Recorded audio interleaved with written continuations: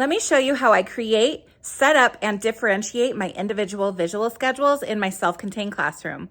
I'm Michelle with the Autism Helper. I'm a TK through second grade self-contained teacher, and this is my classroom. Today I'm going to show you what schedules my students use and how I set them up every school year. Here are all of my 13 individual picture schedules for my students in my classroom.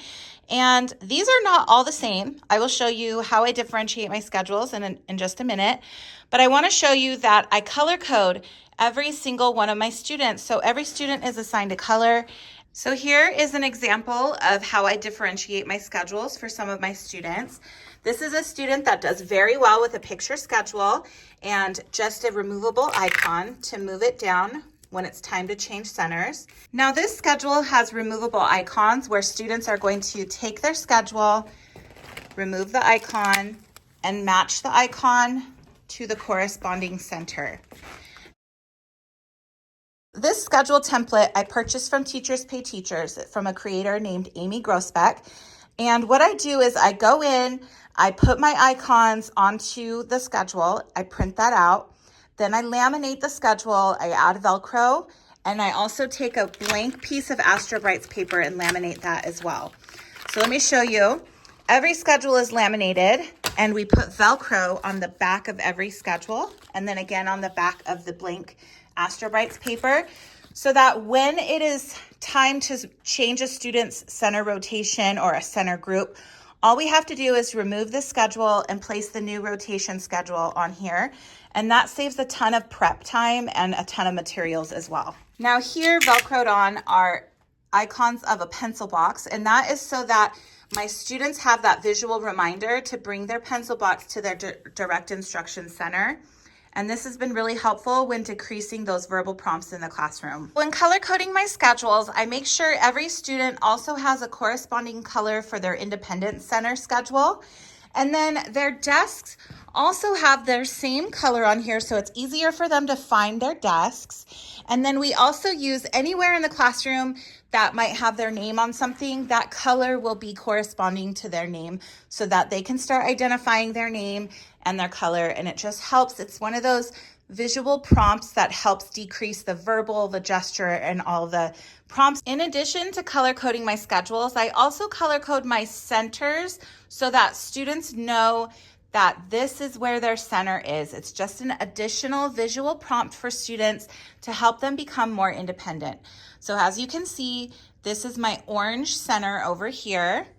And I have the icon that I have created. I printed and laminated and added Velcro pieces so that students can see that this is where their orange table is. And also on the table itself, there is tape. So students, it's just an additional visual prompt for students. When you come over to my play center, I have this visual here and colored tape on a bookshelf. And here's one of my direct instruction centers. And here again, I have the color-coded tape, the visual, and then a basket. That's where students place their schedules when they're at their centers. Here we have my reading center. So as you can see, I have tape on one of the bookshelves with my icon here. Okay, now I'm going to show you how I prepare the schedules using PowerPoint at the beginning of each school year. Here I am in a brand new downloaded mini schedule file that I just downloaded, and I've found out the schedule template that I want. You can see it comes with 36 different schedule templates, but I personally like this one. And then I need to add icons here. So let me show you what I do. And this scheduled pack comes with icons. So all I have to do is open the icons, and these are all copy and paste icons. And now one of my favorite icons to use is this table icon right here. So I'm going to copy that and paste it into my template. And now to get this colored to reflect the color of my center that I need, I'm gonna go over here to picture format. And then I'm gonna pick this right here. This shows that I want an outline, and I can pick any colors for the outline. And for this particular one, I'm gonna do yellow. But you can see, you can't really see the yellow over there. So I'm gonna go back over here, go to weight, and I'm gonna increase the weight of that to 4.5 or 6. And then as you can see, here is the colored icon. These are my actual classroom schedules. And as you can see, I've put 6 or 7 different icons on. And if the icon isn't in the downloads folder that I've downloaded from this creator, I've gone to Google to find my images, or even Teachers Pay Teachers in a clip art image download.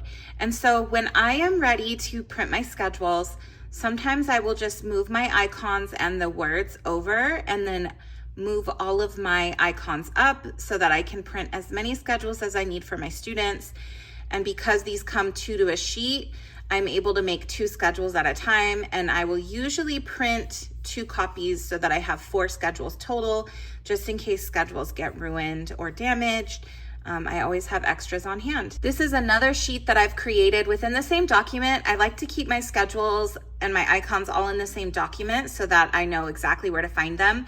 But this is a speech icon, and what I do is I put a piece of Velcro on students' schedules, and when they go to speech, I either put the icon on their schedule or I hand this icon to them, and they know that they're going to our speech table.